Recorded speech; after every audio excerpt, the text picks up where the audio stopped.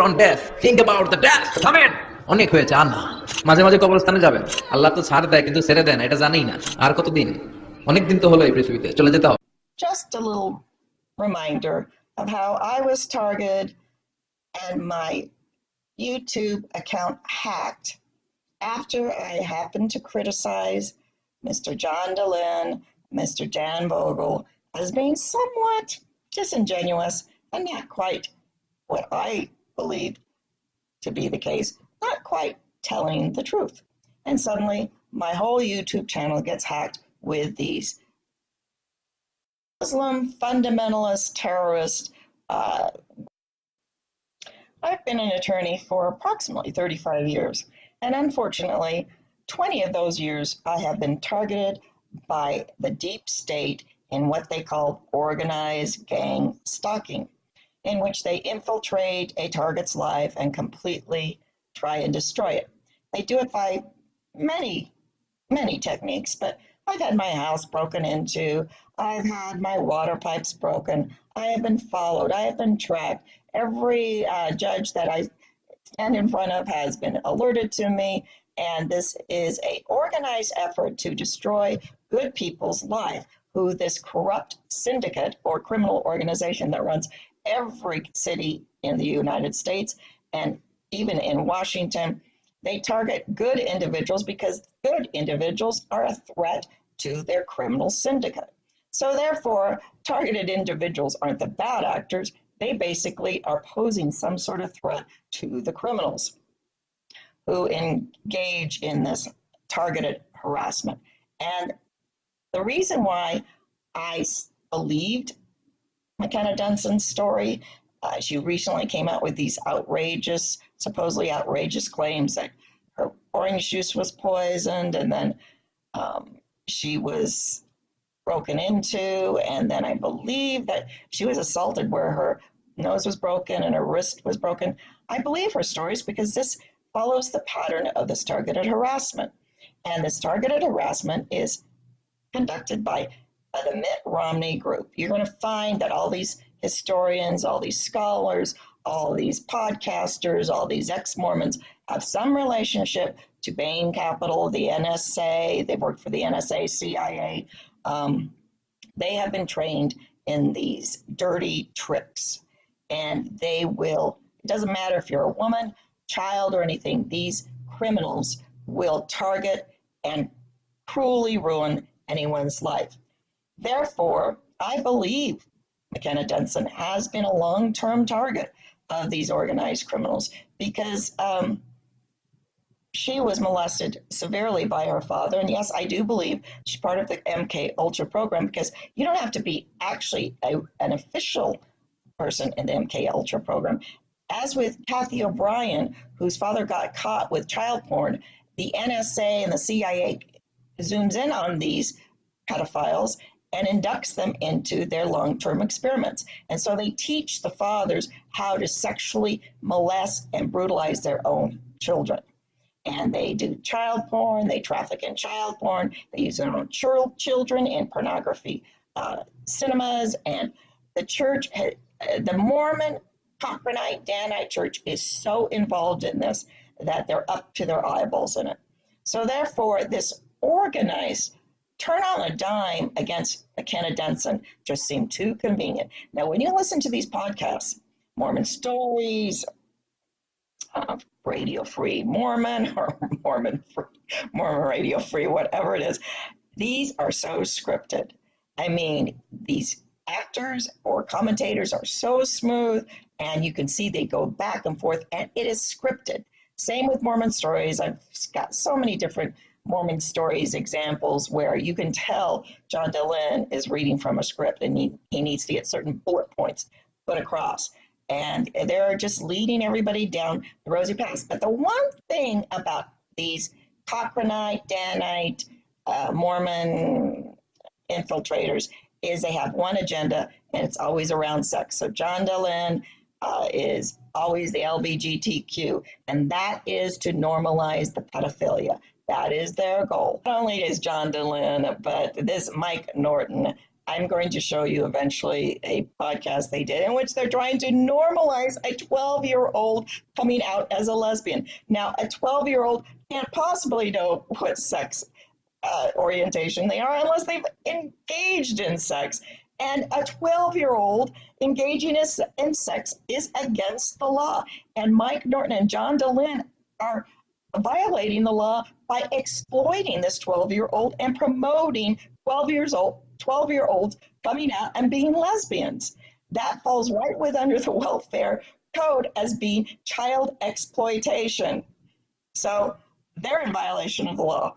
But let me go through and show you some of the dirty tricks that are well documented and that fit this pattern of what has happened to McKenna Denson and all these players, the John DeLynns, the Dan Vogels, the Mike Nortons, and Mr. Steele.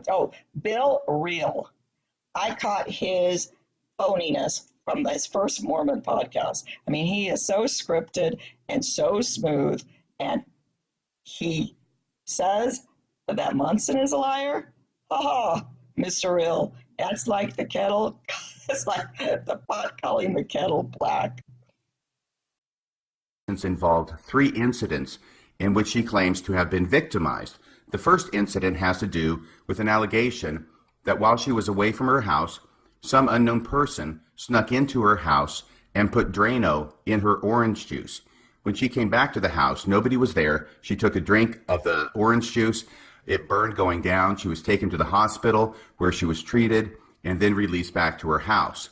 The second allegation has to do with somebody in the middle of the night coming out and setting fire to her car, which was parked out in front of her house. The third allegation has to do with her being physically assaulted in front of her house by an unknown assailant, and as a result of which she received a broken nose, a broken wrist, and a broken finger. All of those were apparently reported to the police at the time, and she has not gone public with those until the last couple of weeks. As soon as she went public with those, many people who were formerly supporters of her began to question her credibility. Those stories just did not sound like they made a lot of sense. The result has been that McKenna's popularity has plummeted, and that apparently her attorney now has or will shortly withdraw from representing her in the case, because it appears that her case against the church, based upon this allegation of what happened, or what she says happened in the basement with Joseph Bishop, has been severely undermined by these recent developments. Your thoughts, Bill? Yeah, I'll tell you, as a outside observer who, again, I've had dinner with McKenna, but what happened is, as you're pointing out, when the incident on January 30th happened with the orange juice, all of a sudden kind of an eyebrow raises. And I start to think, like, wait a minute, this just doesn't feel right. And then, as you say, you know, within a short time now her car is on fire, within a short time now she's assaulted. You start to become skeptical. And what we're running into essentially is that when you lay it all on the table, McKenna Denson has had a lifetime of accusations and deceiving people and scamming people. And some of the details around this Joseph Bishop case, namely the orange juice and the Drano, the most reasonable, logical conclusion to come to when you understand all the data, at least for me, is that nobody outside of her knowledge poisoned her, but that I, again, this is my gut, is that she's done this herself or had somebody do this in order to somehow, in her eyes, make her case stronger.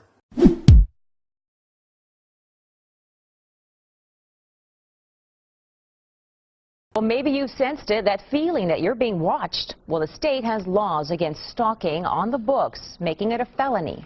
Well, what if police don't recognize it? And what if it's a complete stranger who's bothering you? Tonight, Joe Conger and the I-Team investigates. Cynthia Verbeff is moving. Her home, she says, has become a house of horrors. feel that I've lost my mind, I've lost my life. Incident reports from law enforcement tell the tale. Numerous break-ins at the address, vandalism to her car, her motorcycle, her computer. Verbeth believes she's being targeted. Everything, they just went through everything. But sheriff's detectives had little to go on because the vandals, though often destructive, stole nothing. Even from her portable safe drilled into and torn apart, the contents, the jewelry, remained untouched. Verbeth says her troubles didn't start until she met these two men. One would become her ex-boyfriend, the other was his partner in a San Antonio pain clinic, Dr. John Hall. Very first time I met him, we went to his house on 4th of July, and he told me that because I was already there in his house, I would be the next victim, that I was going to be stalked. Verbeth found the doctor's prophecy to be correct. She suffered months of oddness. Coming in through the front door, and I touch the doorknob, and it just falls into pieces. Lights left on, doors open, furniture moved, her clothes dryer disassembled. Her friends say they noticed the strange happenings. They tell the I-team they even witnessed a gas oven left turned on. As soon as you walk in the house, you'd smell gas in the house. So the whole house smelled from gas. So immediately turned it off and opened up the doors. But I mean, that thing doesn't just turn on by itself. And it had been running for a good length of time. Or the time Verbeth and a friend say they were stalked at a mall. I saw him following us to several stores, and I would see the man close to us, looking at us. The girls had the presence of mind to snap a photo with their phone. Verbeth says all these happenings culminated in an assault. The 39-year-old believes someone drugged the food in her home and returned later to rape her. I know something happened to me because a woman knows. She filed a report and was briefly hospitalized with signs of sexual assault. Dr. Hall says what Verbeth describes is known as gang stalking. Indeed, he writes about it in his book, A New Breed, Satellite Terrorism in America. Verbeth is not alone. Others in San Antonio have contacted the I-team and described similar types of occurrences. The urine arsenic is above normal. We shouldn't have arsenic. Linda Johnson says someone poisoned her water supply with heavy metals in northwest San Antonio. Then there's her story about the bracelet that went missing, then reappeared. Police, she says, have stopped listening to her. And like Verbeth, she too believes she's been sexually assaulted, although she never filed a police report. I've gone to doctors many times, and I've been to the Rape Crisis Center for counseling, yes. Many of these so-called victims of what Hall describes as gang stalking meet up on the internet, finding comfort and information from others who say they too suffer from electronic stalking, mind control, and even rape. Loosely defined, gang stalking is where organized groups target and harass unwilling victims to the point of paranoia, leaving the victims to deal with skeptical family members and skeptical law enforcement. This isn't stalking done by a former spouse or former boyfriend or someone that you know that's disgruntled at you, but stalking that's being done by total strangers in an organized fashion. And some internet links take you here to the book mentioned earlier, written by Dr. John Hall. The book is fact. It's not a book of fiction. What I've wrote about is an isolated story here in San Antonio. Dr. Hall says it is a story about himself and the harassment and rapes his ex-girlfriends allegedly suffered beginning in 1996. Dr. Hall believes the people behind it are well-organized operatives using government satellite technology to terrorize him and other victims. All voicing the same complaints: organized stalking, weird electronic disturbances going on in their homes. Most of the women are complaining of drugging and sexual assault. So it's a big national problem. Verbeth bought the book, and what she read, she says, caused her stomach to turn, because within the chapters in the story, she found similarities to her own situation. I pulled out the book and I started reading, and I'm like, oh my God, it's exactly what's happening. It's like turning the pages of your own story. Everything. Remember the doors, windows, even the clothes dryer taken apart? Page 35, third paragraph, talks about reassembling appliances. The drugged food and rape? Page 52 talks of concealing Rohypnol, the date rape drug, in drinks and food. The account in Hall's book is chilling, and the I-team uncovered some truth to his story. San Antonio police reports indicate there was a rape reported in 2007 in the same quad of condos where one of Dr. Hall's girlfriends supposedly lived. San Antonio police say the condo rape remains under investigation. And Bexar County detectives say Verbeth's assault remains open as well. And although there are some interesting connections to Dr. Hall in the book, law enforcement won't and cannot say if Dr. Hall is even a person of interest. The I-team thought the similarities were striking and asked him. Could you, in fact, be the person that's creating this mess for these women? And that's actually one of the reasons why I got out of my ex-fiance's life, to make sure that they weren't victimizing her in order to get at me. Dr. Hall says he's been targeted by the same groups. There's mention in the book of a conspiracy by the criminals and by fellow doctors. Dr. Hall says the Texas Medical Board retaliated against him for uncovering the gang stalking. The I-Team confirmed one local hospital suspended Dr. Hall's clinical privileges for 2 months in 2006. In 2007, the Texas Medical Board ordered 2 mental evaluations of Dr. Hall. The first came back normal, but a second evaluation found a probable delusional disorder and ordered psychiatric treatment. And in 2008, Hall's license was suspended, this time when he tested positive for cocaine. In the book, he explains the operatives drugged him with cocaine periodically. Dr. Hall's medical license has since been reinstated. If you look nationwide, almost everyone that complains of this eventually gets sent to a psychiatrist. The psychiatrists don't look into the technology. They don't do any research into whether or not any of this is possible. With his book published, Dr. Hall is taking his message nationally. He's appeared on cable TV shows. Thank you so much, Dr. Hall. Late night radio. And our guest tonight, Dr. John Hall. And even has his own radio program in the works. There have been several people in my midst, obviously, that have been victimized, but if you look at it on a larger scale, it is a national problem as well. Dr. Hall says the problem is gang stalking, seeking to victimize innocent women and sully his reputation for exposing them. For the I-Team, Joe Conger, KENS 5 Eyewitness News. Dr. Hall's belief is that we all face some sort of terrorism in our lives that is mostly unseen and deadly.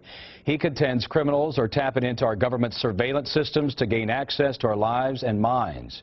As for the alleged rapes mentioned in that story, no one has been charged, but both San Antonio Police and Bexar County Sheriff's deputies say they continue to investigate. And when you said that he had accidentally cut his wrist, again you lied. Yes. And now today you've told us a new story entirely. The question is, Frau Helm, were you lying then? Are you lying now? Or are you not, in fact, a chronic and habitual liar?